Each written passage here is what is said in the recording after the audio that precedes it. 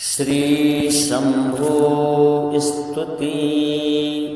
प्रिय भक्तों, देवों के देव महादेव की यह पावन स्तुति है। लंका प्रवेश के समय भगवान श्री राम ने रामेश्वरम में स्वयं शिवलिंग की स्थापना के साथ भगवान देवों के देव महादेव का आवाहन किया। शंभु स्तुति को भगवान श्री राम द्वारा रचित माना जाता है।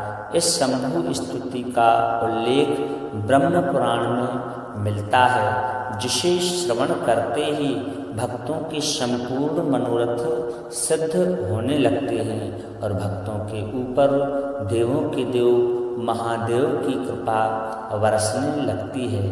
तो आइए भगवान शिव की कृपा प्राप्त करने के लिए इस पावन स्तुति को श्रद्धा और भक्ति के साथ में श्रवण करते हैं। श्री शंभो स्तुति।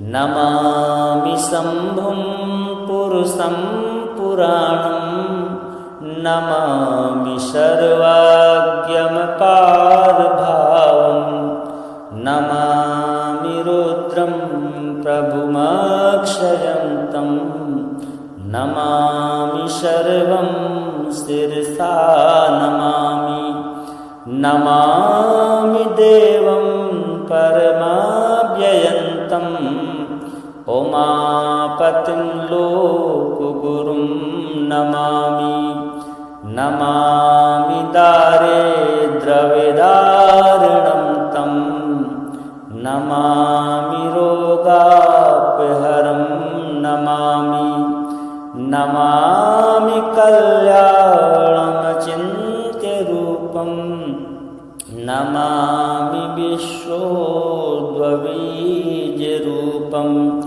नमामि विश्वस्थितिकारणं तं, नमामि संहारकरं नमामि, नमामि गौरीप्रियमव्ययन्तं, नमामि नित्यं चरमक्षरन्तं, नमामि चिद्रूपममेयभावं, त्रिलोचनं तं शिरसा नमामि, नमामि कारुण्यकरं भवस्य, भयंकरं वापि सदा नमामि, नमामि दातारमभीप्सितानां, नमामि सोमेश मुमेश पादौ, नमामि वेदत्रयलोचनं तं, नमामि मूर्तित्रयवर्जितं तं, नमामि पुण्यं सद्सद्व्ययातीतं, नमामि तं पापहरं नमामि, नमामि विश्वस्य हितेरतं तं, नमामि रूपापि बहूनि धत्ते, यो विश्वगोप्ता सदसत्प्रणेता, नमामि तं विश्वपतिं नमामि, यज्ञेश्वरं सम्प्रतिहव्यकव्यं, तथागतिं लोकसदाशिवो यः, आराधितो यश्च ददाति सर्वं, नमामि दानप्रियमेष्टदेवं, नमामि सोमेश्वरं स्वतन्त्रं, उमापतिं तं विजयं नमामि, नमामि विघ्नेश्वरनन्दिनाथं, पुत्रप्रियं तं शिरसा नमामि, नमामि देवं भवदुःखशोक विनाशनं चन्द्रधरं नमामि, नमामि गङ्गाधरमीशमीड्यम् उमाधवं देववरं नमामि नमाम्यजादीश पुरन्दरादि सुरासुरैरर्चितपादपद्मम् नमामि देवी मुखवादिनानाम् ईक्षातमक्षेत्रितयं य ऐच्छत्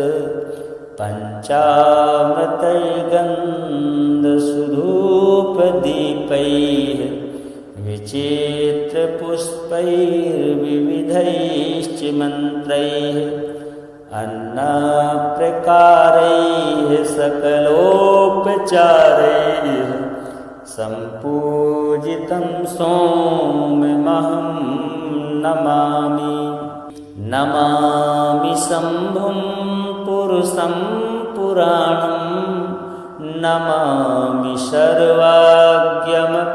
सर्वाज्ञमपारभावं नमामि रुद्रं प्रभुमक्षयं तं नमामि सर्वं शिरसा नमामि नमामि देवं परमाव्ययन्तम् उमापतिं लोकगुरुं नमामि नमामि दारिद्र्यविदारिणं तं नमामि रोगापहरं नमामि नमामि कल्याणमचिन्त्यरूपं नमामि विश्वोद्भवीजरूपं नमामि विश्वस्थितिकारणं तं नमामि संहारकरं नमामि नमामि गौरीप्रियमव्ययन्तं नमामि नित्यं चरमक्षरं तं नमामि चिद्रूपममेयभावं त्रिलोचनं तं शिरसा नमामि नमामि कारुण्यकरं भवस्य भयङ्करं वापि सदा नमामि नमामि दातारमभीप्सितानां नमामि सोमेश मुमेश पादौ नमामि वेदत्रयलोचनं तं नमामि मूर्तित्रयवर्जितं तं नमामि पुण्यं सद्सद्व्ययातीतं नमामि तं पापहरं नमामि नमामि विश्वस्य हितेरतं तं नमामि रूपापि बहूनि धत्ते यो विश्वगोप्ता सदसत्प्रणेता नमामि तं विश्वपतिं नमामि यज्ञेश्वरं सम्प्रतिहव्यकव्यं तथागतिं लोकसदाशिवो यः आराधितो यश्च ददाति सर्वं नमामि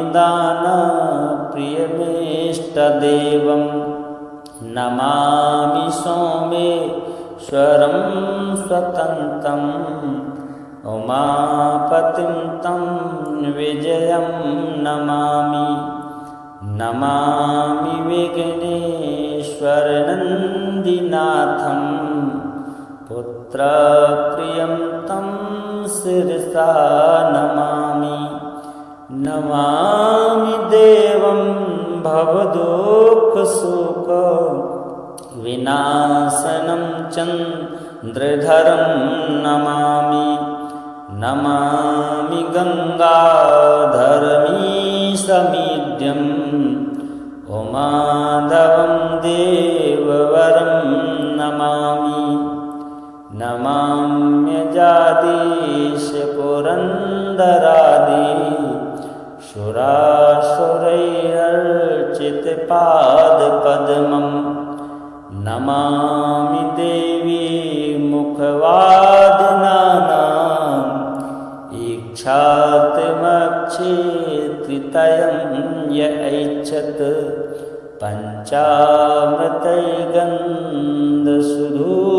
पञ्चामृतैर्गन्धसुधूपदीपैः विचित्रपुष्पैर्विविधैश्च मन्त्रैः अन्नप्रकारैः सकलोपचारैः सम्पूजितं सोममहं नमामि नमामि शम्भुं पुरुषं पुराणं नमामि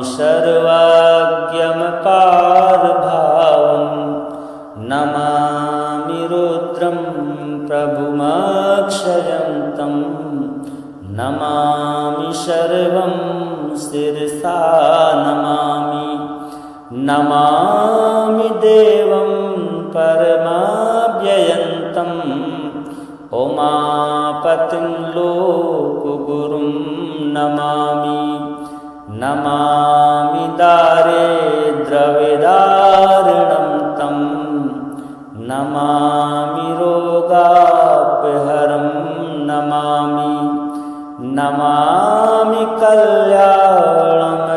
कल्याणमचिन्त्यरूपं नमामि विश्वोद्भवीजरूपं नमामि विश्वस्थितिकारणं तं नमामि संहारकरं नमामि नमामि गौरीप्रियमव्ययन्तं नमामि नित्यं चरमक्षरं तं नमामि चिद्रूपममेयभावं त्रिलोचनं तं शिरसा नमामि नमामि कारुण्यकरं भवस्य भयंकरं वापि सदा नमामि नमामि दातारमभीप्सितानां नमामि सोमेश मुमेश पादौ नमामि वेदत्रयलोचनं तं नमामि मूर्तित्रयवर्जितं तं नमामि पुण्यं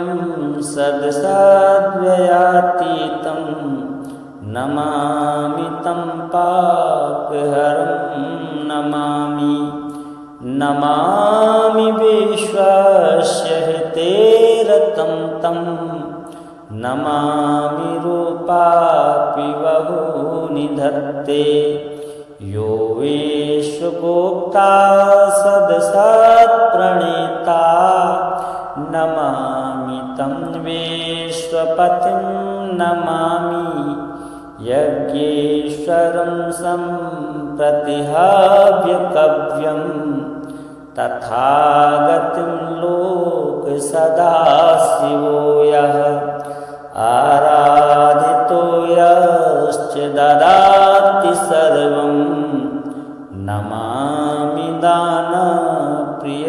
दानप्रियमेष्टदेवं नमामि सोमेश्वरं स्वतन्त्रम् उमापतिं तं विजयं नमामि नमामि विघ्नेश्वरनन्दिनाथं पुत्रप्रियं तं शिरसा नमामि नमामि देवं भवदुःखशोक विनाशनं चन्द्रधरं नमामि नमामि गङ्गाधरमीशमीड्यम् उमाधवं देववरं नमामि नमाम्यजादीश पुरन्दरादि सुरासुरैरर्चितपादपद्मं नमामि देवी मुखवादिनानाम् इक्षात्मक्षेत्रितयं य ऐच्छत्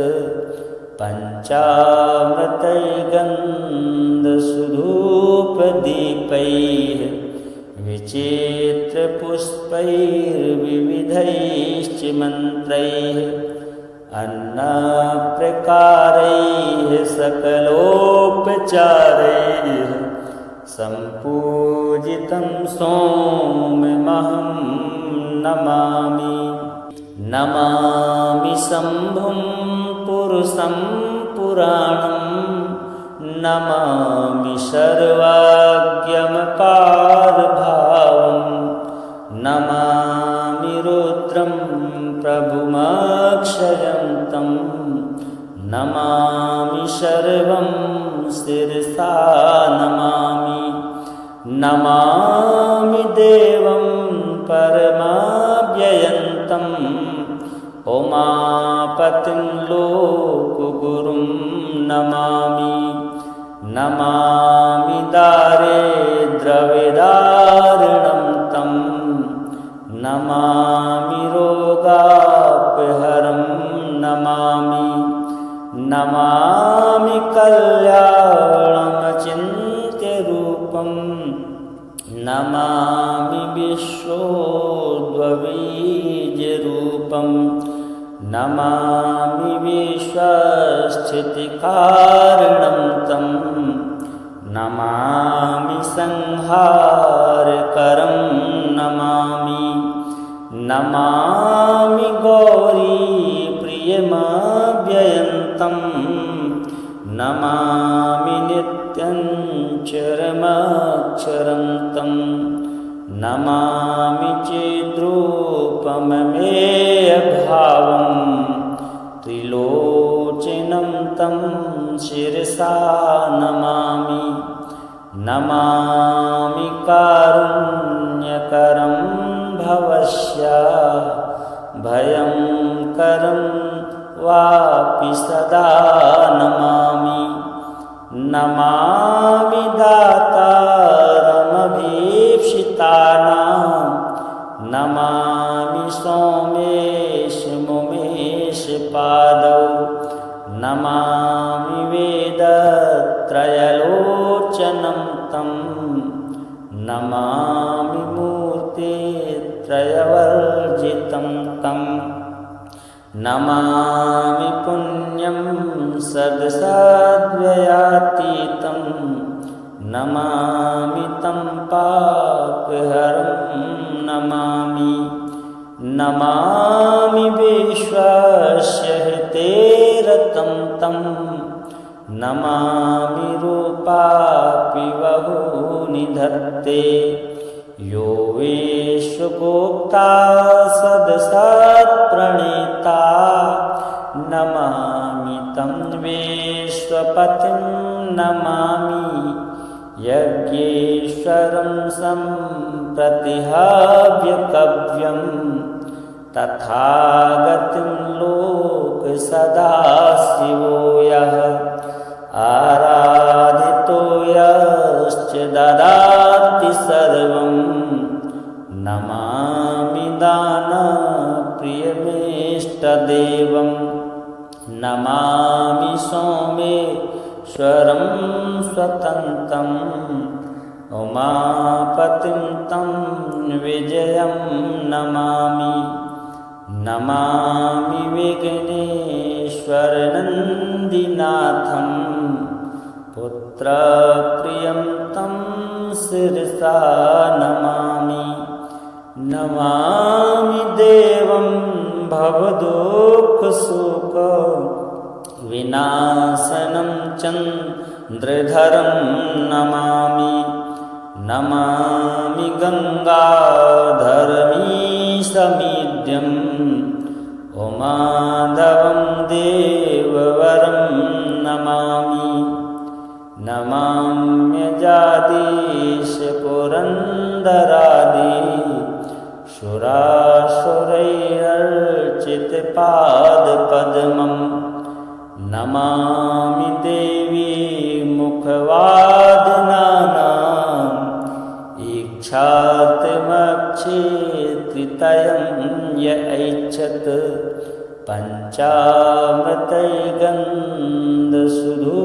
पञ्चामृतैर्गन्धसुधूपदीपैः विचित्रपुष्पैर्विविधैश्च मन्त्रैः अन्नप्रकारैः सकलोपचारैः सम्पूजितं सोममहं नमामि नमामि शम्भुं पुरुषं पुराणं नमामि सर्वाज्ञमपारभावं नमामि रुद्रं प्रभुमक्षयं तं नमामि सर्वं शिरसा नमामि नमामि देवं परमाव्ययन्तम् उमापतिं लोकगुरुं नमामि नमामि दारिद्र्यविदारिणं तं नमामि रोगापहरं नमामि नमामि कल्याणमचिन्त्यरूपं नमामि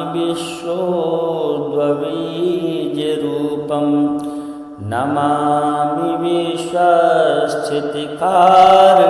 तं नमामि संहारकरं नमामि नमामि गौरीप्रियमव्ययन्तं नमामि नित्यं चरमक्षरं तं नमामि चिद्रूपममेयभावं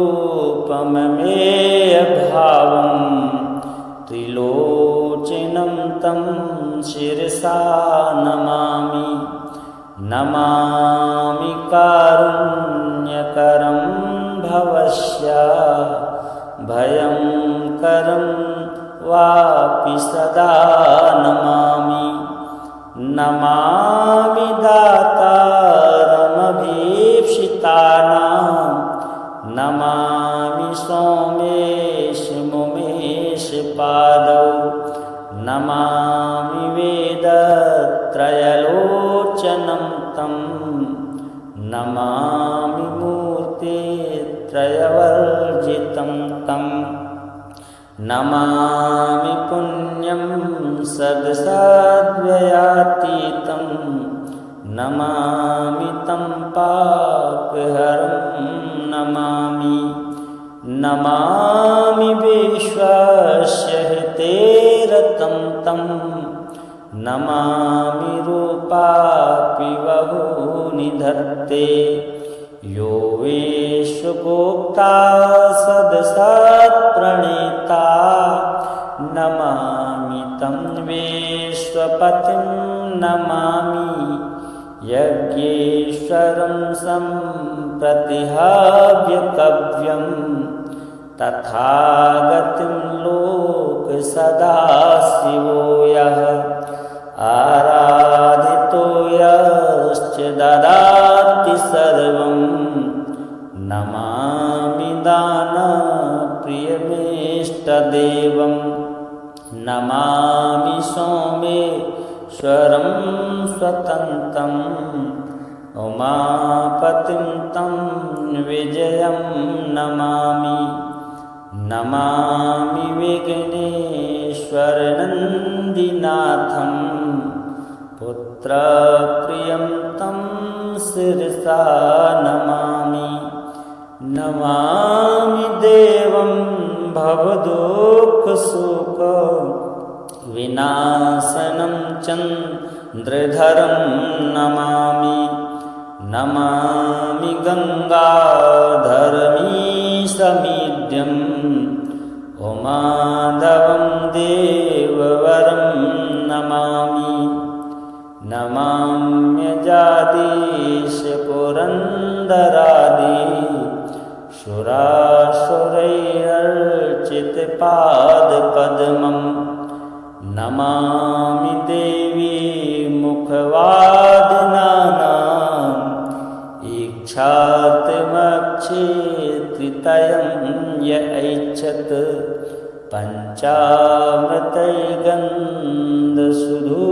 पञ्चामृतैर्गन्धसुधूपदीपैः विचित्रपुष्पैर्विविधैश्च मन्त्रैः अन्नप्रकारैः सकलोपचारैः सम्पूजितं सोममहं नमामि नमामि शम्भुं पुरुषं पुराणं नमामि सर्वाज्ञमपारभावं नमामि रुद्रं प्रभुमक्षयं तं नमामि सर्वं शिरसा नमामि नमामि देवं परमाव्ययन्तम्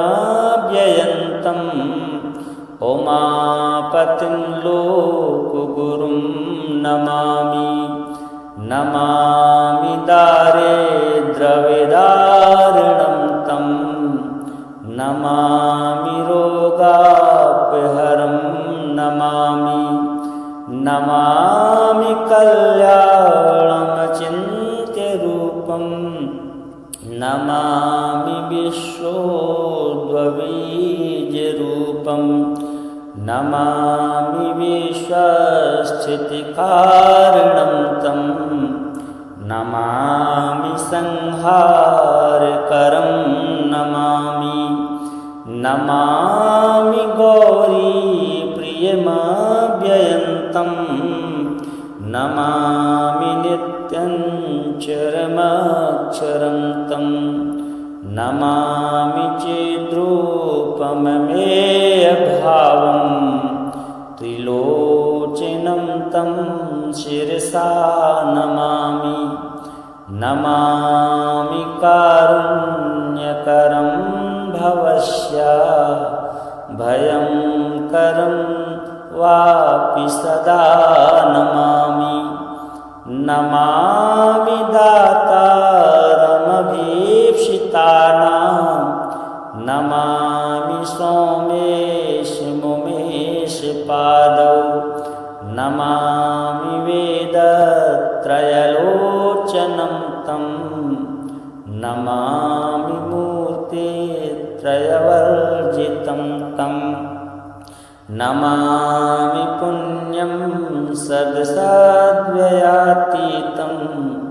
नमामि तं पापहरं नमामि नमामि विश्वस्य हितेरतं तं नमामि रूपापि बहूनि धत्ते यो विश्वगोप्ता सदसत्प्रणेता नमामि तं विश्वपतिं नमामि यज्ञेश्वरं सम्प्रतिहव्यकव्यं तथागतिं लोकसदाशिवो यः आराधितो यश्च ददाति सर्वं नमामि दानप्रियमेष्टदेवं नमामि सोमेश्वरं स्वतन्त्रम् उमापतिं तं विजयं नमामि नमामि विघ्नेश्वरनन्दिनाथं पुत्रप्रियं तं शिरसा नमामि नमामि देवं भवदुःखशोक विनाशनं चन्द्रधरं नमामि नमामि गङ्गाधर माधवं देववरं नमामि। नमाम्यजादीश पुरन्दरादि सुरासुरैरर्चितपादपद्मम्। नमामि देवी मुखवादिनानाम् ईक्षात्मक्षेत्रितयं य ऐच्छत्। पञ्चामृतैर्गन्धसुधूपदीपैः विचित्रपुष्पैर्विविधैश्च मन्त्रैः अन्नप्रकारैः सकलोपचारैः सम्पूजितं सोममहं नमामि। नमामि शम्भुं पुरुषं पुराणं। नमामि सर्वाज्ञमपारभावं। नमामि रुद्रं प्रभुमक्षयं तं। नमामि सर्वं शिरसा नमामि। नमामि देवं परमाव्ययन्तम् उमापतिं लोकगुरुं नमामि। नमामि दारिद्र्यविदारिणं तं। नमामि रोगापहरं नमामि। नमामि कल्याणमचिन्त्यरूपं। नमामि विश्वोद्भवीजरूपं। नमामि विश्वस्थितिकारणं तं। नमामि संहारकरं नमामि। नमामि गौरीप्रियमव्ययन्तं। नमामि नित्यं चरमक्षरं तं। नमामि चिद्रूपममेयभावं। त्रिलोचनं तं शिरसा नमामि। नमामि कारुण्यकरं भवस्य भयङ्करं वापि सदा नमामि। नमामि दातारमभीप्सितानां। नमामि सोमेश मुमेश पादौ। नमामि वेदत्रयलोचनं तं। नमामि मूर्तित्रयवर्जितं तं। नमामि पुण्यं सद्सद्व्ययातीतं। नमामि तं पापहरं नमामि। नमामि विश्वस्य हितेरतं तं। नमामि रूपापि बहूनि धत्ते। यो विश्वगोप्ता सदसत्प्रणेता। नमामि तं विश्वपतिं नमामि। यज्ञेश्वरं सम्प्रतिहव्यकव्यं। तथागतिं लोकसदाशिवो यः। आराधितो यश्च ददाति सर्वं। नमामि दानप्रियमेष्टदेवं। नमामि सोमेश्वरं स्वतन्त्रम्। उमापतिं तं विजयं नमामि। नमामि विघ्नेश्वरनन्दिनाथं। पुत्रप्रियं तं शिरसा नमामि। नमामि देवं भवदुःखशोक विनाशनं चन्द्रधरं नमामि। नमामि गङ्गाधरमीशमीड्यम् उमाधवं देववरं नमाम्यजादीश पुरन्दरादि सुरासुरैरर्चितपादपद्मम् नमामि देवी मुखवादिनानाम्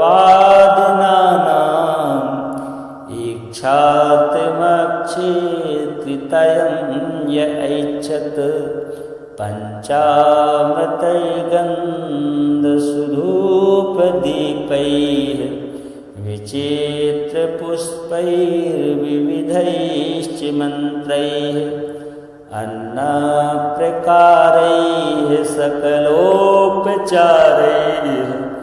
सम्पूजितं सोममहं नमामि।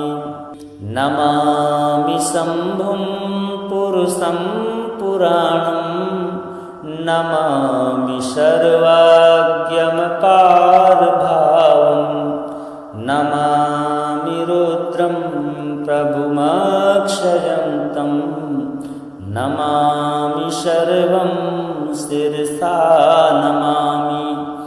नमामि देवं परमाव्ययन्तं उमापतिं लोकगुरुं नमामि। नमामि दारिद्र्यविदारिणं तं नमामि रोगापहरं नमामि। नमामि कल्याणमचिन्त्यरूपं नमामि विश्वोद्भवीजरूपं नमामि विश्वस्थितिकारणं तं नमामि संहारकरं नमामि। नमामि गौरीप्रियमव्ययन्तं नमामि नित्यं चरमक्षरं तं नमामि चिद्रूपममेयभावं त्रिलोचनं तं शिरसा नमामि। नमामि कारुण्यकरं भवस्य भयङ्करं वापि सदा नमामि। नमामि दातारमभीप्सितानां नमामि सोमेश मुमेश पादौ नमामि वेदत्रयलोचनं तं नमामि मूर्तित्रयवर्जितं तं नमामि पुण्यं सद्सद्व्ययातीतं नमामि तं पापहरं नमामि। नमामि विश्वस्य हितेरतं तं नमामि रूपापि बहूनि धत्ते यो विश्वगोप्ता सदसत्प्रणेता नमामि तं विश्वपतिं नमामि। यज्ञेश्वरं सम्प्रतिहव्यकव्यं तथागतिं लोकसदाशिवो यः आराधितो यश्च ददाति सर्वं नमामि दानप्रियमेष्टदेवं नमामि सोमेश्वरं स्वतन्त्रम् उमापतिं तं विजयं नमामि। नमामि विघ्नेश्वरनन्दिनाथं पुत्रप्रियं तं शिरसा नमामि। नमामि देवं भवदुःखशोक विनाशनं चन्द्रधरं नमामि। नमामि गङ्गाधरमीशमीड्यम् उमाधवं देववरं नमामि। नमाम्यजादीश पुरन्दरादि सुरासुरैरर्चितपादपद्मं नमामि देवी मुखवादिनानाम् ईक्षातमक्षेत्रितयं य ऐच्छत् पञ्चामृतैर्गन्धसुधूपदीपैः विचित्रपुष्पैर्विविधैश्च मन्त्रैः अन्नप्रकारैः सकलोपचारैः सम्पूजितं सोममहं नमामि। नमामि शम्भुं पुरुषं पुराणं नमामि सर्वाज्ञमपारभावं नमामि रुद्रं प्रभुमक्षयन्तं नमामि सर्वं शिरसा नमामि। नमामि देवं परमाव्ययन्तं उमापतिं लोकगुरुं नमामि। नमामि दारिद्र्यविदारिणं तं नमामि रोगापहरं नमामि। नमामि कल्याणमचिन्त्यरूपं नमामि विश्वोद्भवीजरूपं नमामि विश्वस्थितिकारणं तं नमामि संहारकरं नमामि। नमामि गौरीप्रियमव्ययन्तं नमामि नित्यं चरमक्षरं तं नमामि चिद्रूपममेयभावं त्रिलोचनं तं शिरसा नमामि। नमामि कारुण्यकरं भवस्य भयंकरं वापि सदा नमामि।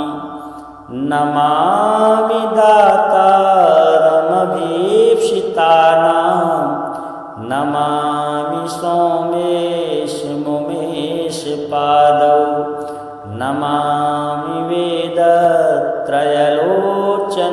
तं नमामि मूर्तित्रयवर्जितं तं नमामि पुण्यं सद्सद्व्ययातीतं नमामि तं पापहरं नमामि। नमामि विश्वस्य हितेरतं तं नमामि रूपापि बहूनि धत्ते यो विश्वगोप्ता सदसत्प्रणेता नमामि तं विश्वपतिं नमामि। यज्ञेश्वरं सम्प्रतिहाव्यकव्यं तथागतिं लोकसदाशिवो यः आराधितो यश्च ददाति सर्वं नमामि दानप्रियमेष्टदेवं नमामि सोमेश्वरं स्वतन्त्रं उमापतिं तं विजयं नमामि।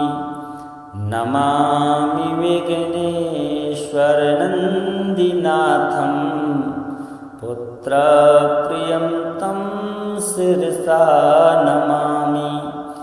नमामि देवं भवदुःखशोक विनाशनं चन्द्रधरं नमामि। नमामि गङ्गाधरमीशमीड्यं उमाधवं देववरं नमामि। नमाम्यजादीश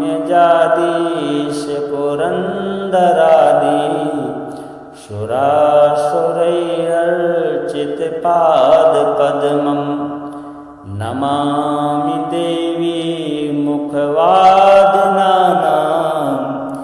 ईक्षार्तमक्षेत्रितयं य ऐच्छत् पञ्चामृतैर्गन्धसुधूपदीपैः विचित्रपुष्पैर्विविधैश्च मन्त्रैः अन्नप्रकारैः सकलोपचारैः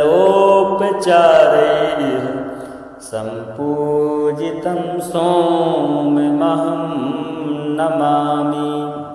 नमामि शम्भुं पुरुषं पुराणं नमामि सर्वाज्ञमपारभावं नमामि रुद्रं प्रभुमक्षयं तं नमामि सर्वं शिरसा नमामि।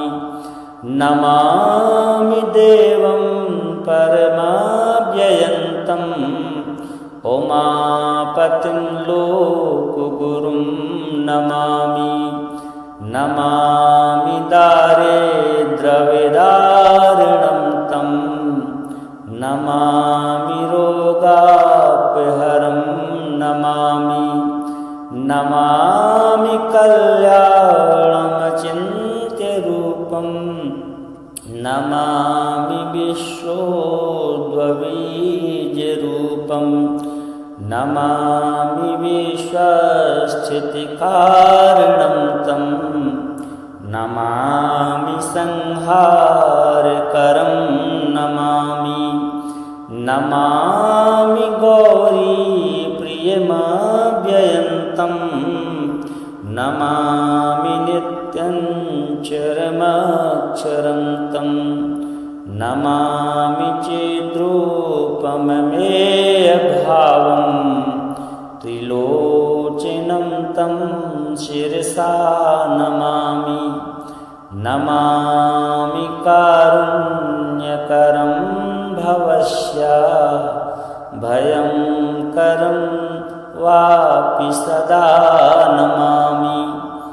नमामि दातारमभीप्सितानां नमामि सोमेश मुमेश पादौ नमामि वेदत्रयलोचनं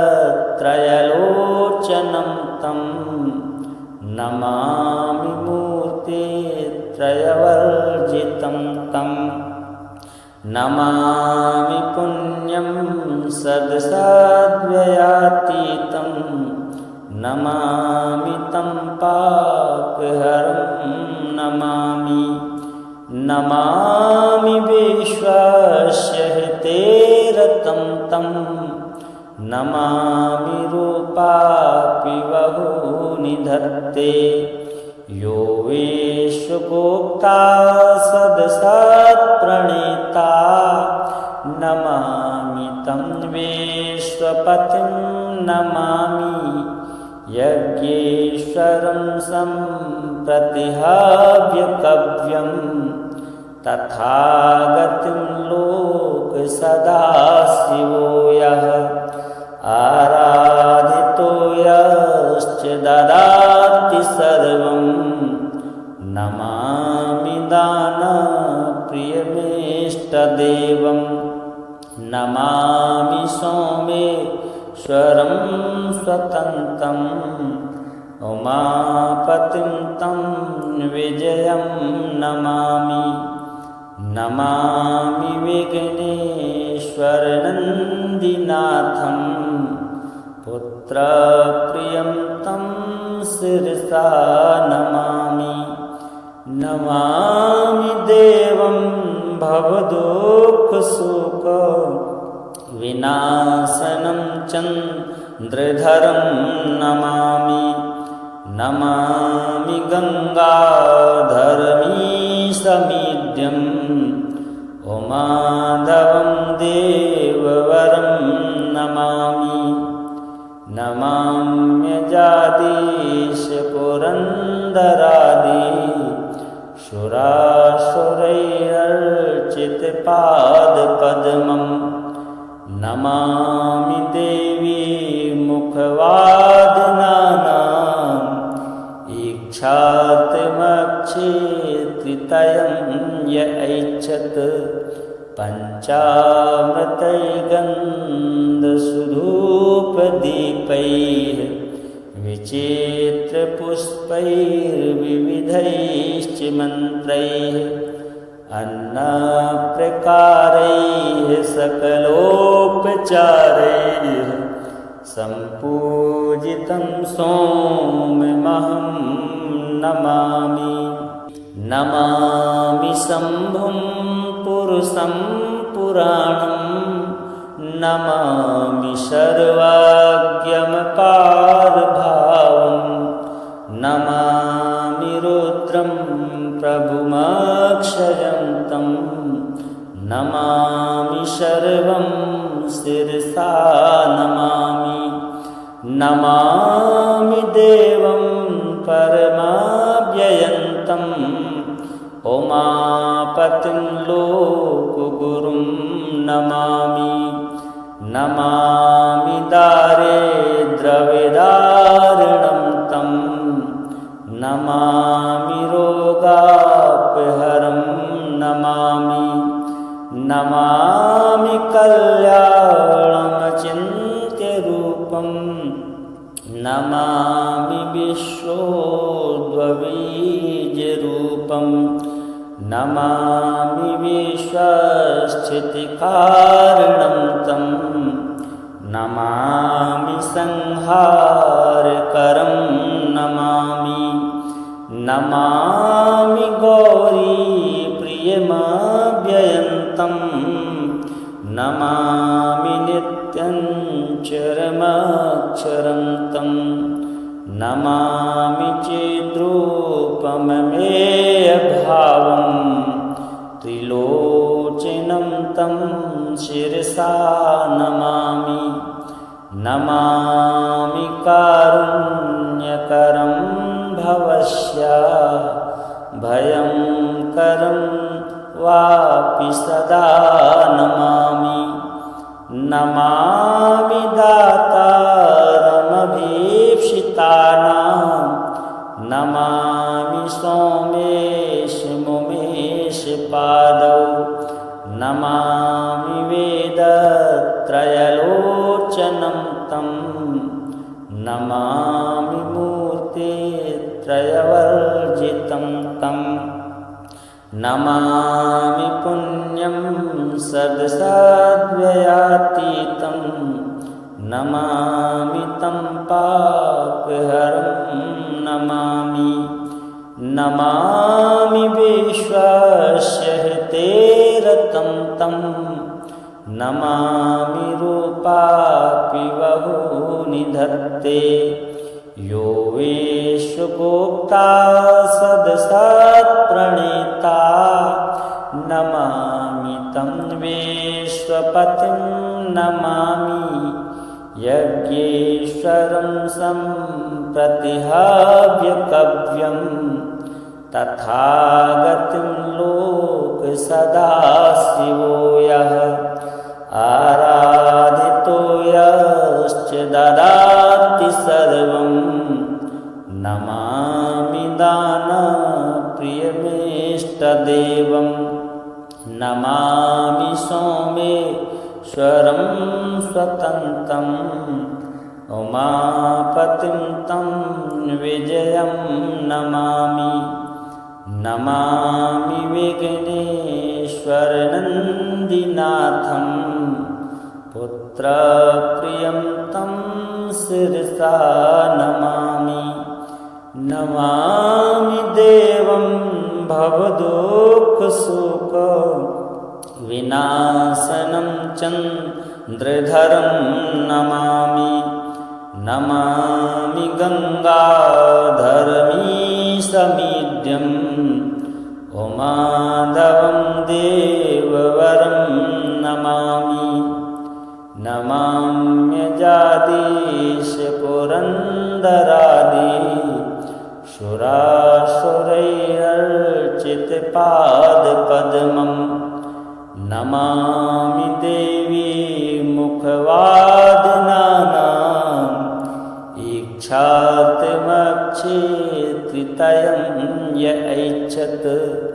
पञ्चामृतैर्गन्धसुधूपदीपैः विचित्रपुष्पैर्विविधैश्च मन्त्रैः अन्नप्रकारैः सकलोपचारैः